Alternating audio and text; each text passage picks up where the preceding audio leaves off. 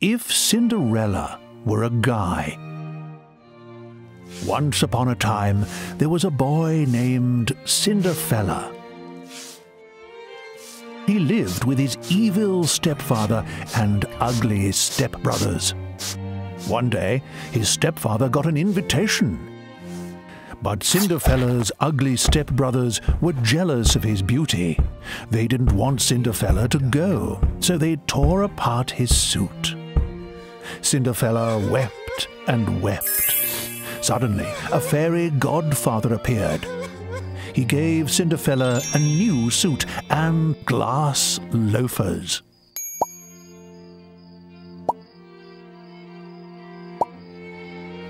When Cinderfella arrived at the ball, the princess asked him to dance.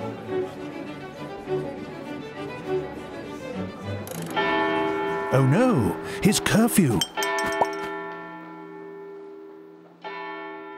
The next day, the princess sent her servant to search for Cinderfella. When Cinderfella tried the loafer on, it fit perfectly.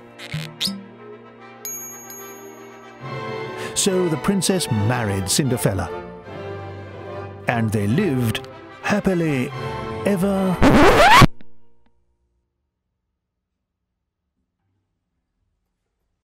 Hi, I'm Elena Favilli. And I'm Francesca Cavallo.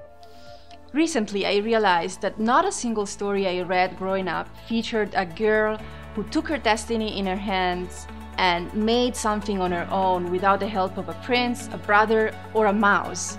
By the time girls reach elementary school, they already have less confidence than boys. Why is that? They say that if you can see it, you can be it.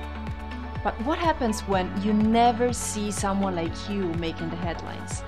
What happens when all that you see around you is movies, cartoons, books, TV shows, dominated by men? We decided we had to do something about it. That's why we created this book. It's 100 stories of real women who have achieved incredible things despite all odds. Astronauts, chefs, painters, judges, tennis players, extraordinary women who have changed and are changing the course of history in every field imaginable.